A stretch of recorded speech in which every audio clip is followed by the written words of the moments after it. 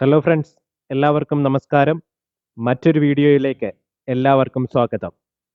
ഗൃഹനിർമ്മാണവുമായി ബന്ധപ്പെട്ട് ഒരു പ്ലോട്ട് തിരഞ്ഞെടുക്കുമ്പോൾ എന്തൊക്കെ കാര്യങ്ങൾ വാസ്തുശാസ്ത്രപരമായി ശ്രദ്ധിക്കണം എന്നാണ് ഈ വീഡിയോയിൽ പറയാൻ പോകുന്നത്.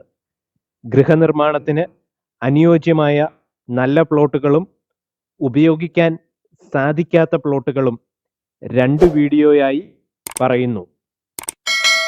ആദ്യമായി ഗൃഹനിർമ്മാണത്തിന് ഉപയോഗപ്രദമായ പ്ലോട്ടുകൾക്കുള്ള ലക്ഷണങ്ങളാണ് ഈ വീഡിയോയിൽ പറയുന്നത്.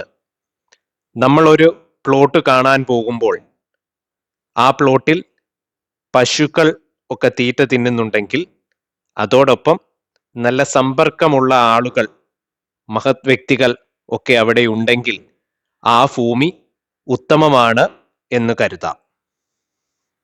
അതോടൊപ്പം ഫലവൃക്ഷങ്ങളും പുഷ്പങ്ങളും ഒക്കെ നിൽക്കുന്ന ഭൂമി വളരെ ഉത്തമമാണ്.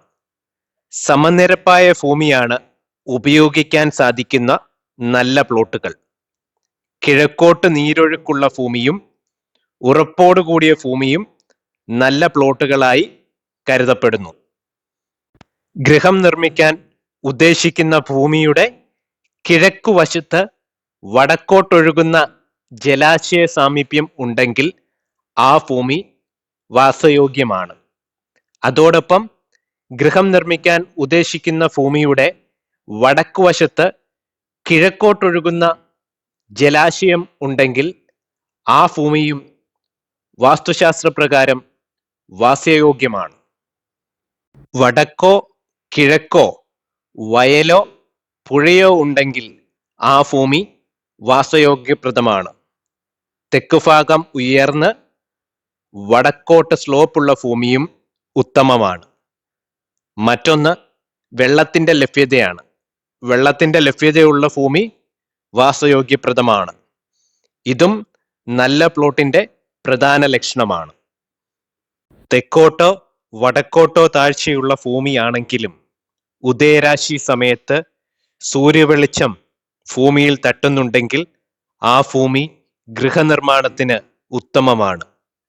കിഴക്ക് ഉയർന്നതും വടക്ക് താന്നതുമായ ഭൂമി വാസയോഗ്യമാണ്.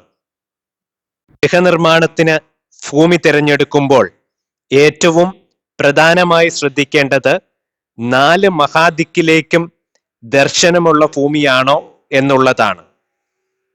അതായത് കിഴക്ക്, പടിഞ്ഞാറ്, തെക്ക്, വടക്ക് തുടങ്ങിയ ദിക്കുകളിലേക്ക് തന്നെയാണ് ദർശനം ആ ഭൂമിയുടേത് എന്ന് ഉറപ്പുവരുത്തുക. ഇത്രയും കാര്യങ്ങൾ ശ്രദ്ധിച്ചാൽ ഗൃഹനിർമ്മാണത്തിന് ആവശ്യമായ നല്ല ഒരു പ്ലോട്ട് നമുക്ക് തിരഞ്ഞെടുക്കാൻ സാധിക്കും. ഗൃഹനിർമ്മാണത്തിന് ഉതകാത്ത ഭൂമി എങ്ങനെയാണ് മനസ്സിലാക്കുന്നത് എന്ന് അടുത്ത വീഡിയോയിൽ നോക്കാം. അഭിപ്രായങ്ങളും നിർദ്ദേശങ്ങളും കമന്റിൽ അറിയിക്കുക. വീണ്ടും കാണാം. ബൈ.